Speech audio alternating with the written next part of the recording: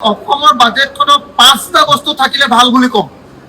5টা বস্তু যদি অসমৰ বাজেটখন ভাল বাজেট হয় তেতিয়াহ'লে 5টা বস্তু থাকিব লাগিব তাত বৈশিষ্ট্য।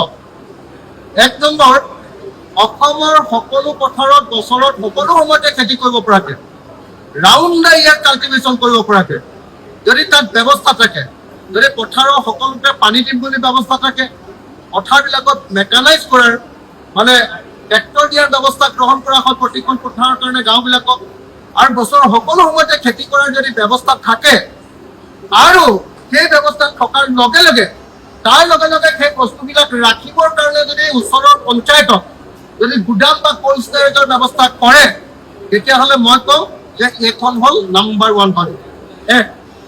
2 নাম্বাৰ 1 বাজেট হ'বলৈ হ'লে 2 হ'ব লাগিব অসমৰ প্ৰতিখন গাঁৱত সৰু সৰু industry, semiconductor industry, Adani Ambani Tata নহয়, অসমৰ সব গাঁৱে গাঁৱে ক্ষুদ্ৰ ক্ষুদ্ৰ উদ্যোগ কৰিব লাগিব।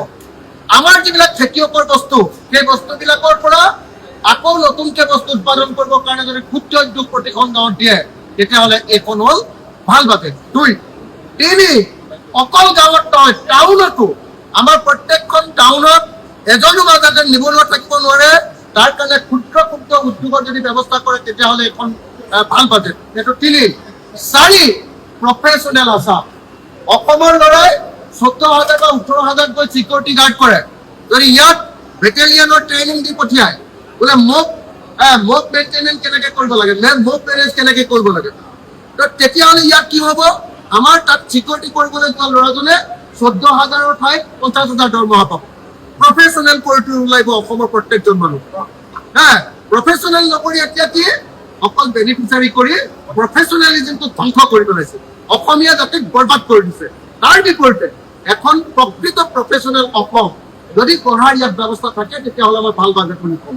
আৰু পঞ্চমতে ভাল বাজেট হ'বলৈ হ'লে অসমৰ ভিতৰত গোটেই বজাৰখন কেনেকৈ দখল কৰিব পাৰি, ভাৰতৰ গোটেই বজাৰখন, নৰ্থ ইষ্টৰ মাংসৰ বজাৰ, নৰ্থ ইষ্টৰ মাছৰ বজাৰ, নৰ্থ ইষ্টৰ পাচলি বজাৰখন দখল কৰাৰ যদি কথা থাকে, আৰু সাউথ ইষ্ট এছিয়া অৰ্থাৎ এইফালে আমাৰ ম্যানমাৰ, ভূটান, বাংলাদেশ, আমাৰ থাইলেণ্ড, আমাৰ নেপাল, এইবিলাক দেশৰ এই আমাৰ পূবফালে থকা বজাৰখন যদি দখল কৰাৰ ব্যৱস্থা থাকে তেতিয়াহ'লে মই কম যে এখন ফাৰ্ষ্ট ক্লাছ বাজেট।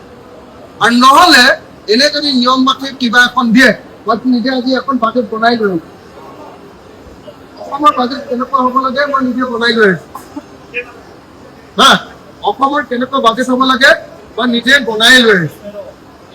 বাজেট আচলতে কেনেকুৱা হ'ব মই নিজৰ পৰা নিজে বাজেট এখন বনাই থৈ দিছোঁ। যিহেতু একো বাজেট চাজেট বনাব নাজানে, গতিকে একচুৱেল বাজেট কেনেকুৱা হ'ব লাগে মই নিজে এখন বাজেট বনাই থৈ দিছোঁ। তো গতিকে মই আশা কৰিম যে এখন ভাল বাজেট হ'ব, কিন্তু যিজন মানুহে আজি বাজেট দিব বিত্তমন্ত্ৰী তেওঁ নিজেই যেতিয়া চিণ্ডিকেট মাষ্টৰ তেতিয়াহ'লে সেইখন কেনেকৈ ভাল বাজেট হ'ব আপোনালোকে কওক।